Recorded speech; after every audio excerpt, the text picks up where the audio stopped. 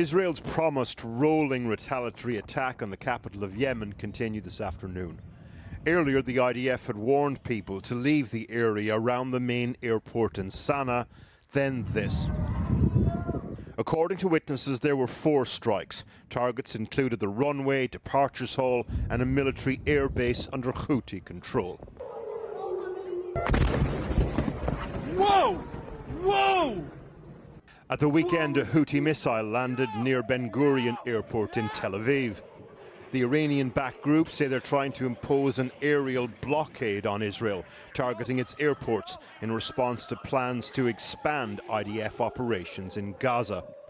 As the strikes on Sana'a were happening today, Benjamin Netanyahu recorded this statement from the military control center. Today, our aircraft attacked the airport in Sana'a, an airport that enables the terrorist army and the aerial access to the terror state that facilitates the launching of missiles against us.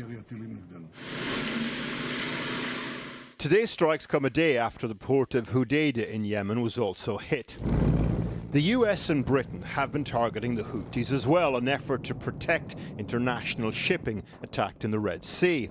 A few hours ago, with the airport still smouldering in Sana'a from the Israeli attack, Donald Trump announced that the Houthis had given up the fight against commercial ships. We had some very good news last night. The Houthis have announced that they are not, or they've announced to us at least, that they don't want to fight anymore. They just don't want to fight.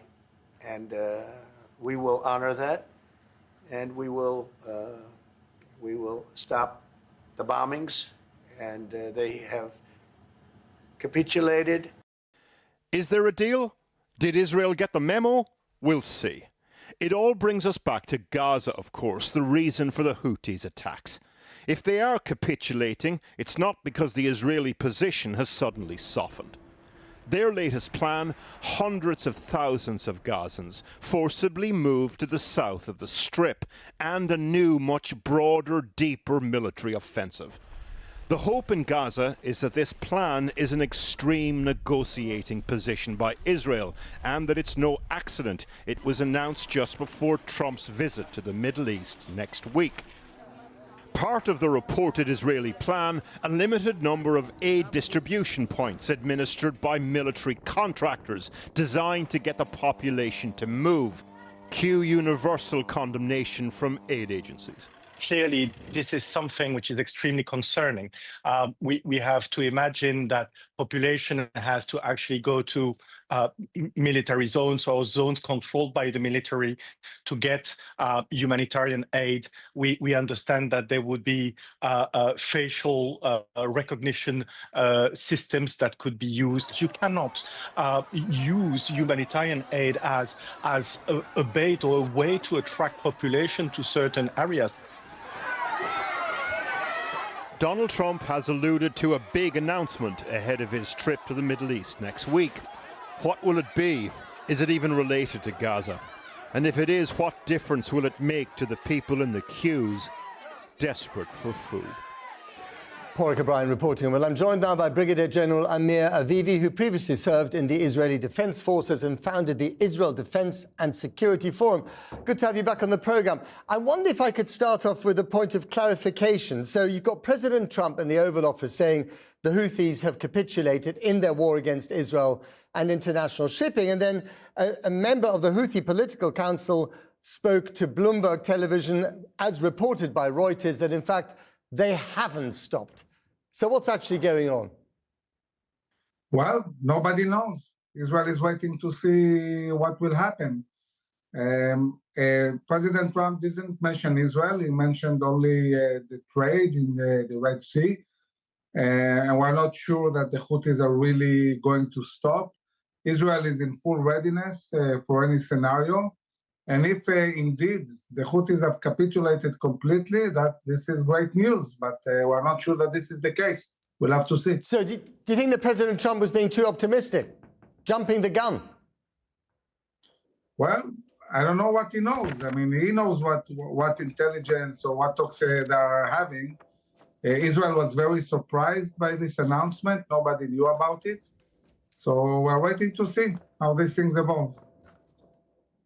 So what about Gaza? I mean, we had Bezalel Smotrich, the finance minister, today saying that Gaza was going to be completely destroyed and that the population of Gaza would probably in large part want to leave to a third country. I mean, this sounds suspiciously like Donald Trump's fantasy plan for Gaza as enunciated a few months ago. And if it were to happen, it would be ethnic cleansing on a massive scale, wouldn't it? Israel set a clear goal of war, of eradicating Hamas, not eradicating Gaza. And the plans of war that are being executed as we speak push forward 3 goals of war that have been determined at the beginning of the war: to eradicate Hamas as a governmental and military entity, to bring back all our hostages. They're still holding 59 hostages in Gaza, and to make sure that never again there will be a terror army in the Gaza Strip. Israel is amassing forces, and probably in a week or two, we see the fight intensifying in order to create the pressure to release the hostages and also to create the terms needed to eradicate Hamas, this vicious terror organization that is also abusing its own society. Okay, but there was a plan to bring all the hostages home. It was in 2 phases, and then Israel broke the ceasefire after phase 1 was complete. You broke the ceasefire. You could have just let the time go ahead. Basically, I think there is a big misunderstanding about really what was the deal. Israel never agreed to stop the war. Hamas is demanding again and again a deal that says we'll give you the hostages and you surrender. Don't fight us anymore. We'll stay in Gaza. There is no option. There is no reality where Hamas stays in power in the Gaza Strip after massacring 1,200 Israelis, burning people alive, raping women, and but what you're doing, hang on a minute, but children. what you're doing in the Gaza Strip at the moment, apart from the accusation of ethnic cleansing, and some people would say genocide, is that you're starving people. You know, innocent people are being starved because you're not allowing the aid to cross in. That's unacceptable, So we have to tell the truth as it is. At the moment, there is no scarcity of food. At no moment in this war, there was lack of food. Israel is preparing, knowing that maybe in the future there will be a scarcity of food. Israel is preparing humanitarian zones that are intended to bring the humanitarian aid to the Gazans directly for free, not charging them money like Hamas does, not seizing their food like Hamas does. We need to make sure that the humanitarian aid, when it will go into Gaza, it will go into the hands of the society, not of terrorists. And this is what Israel is doing.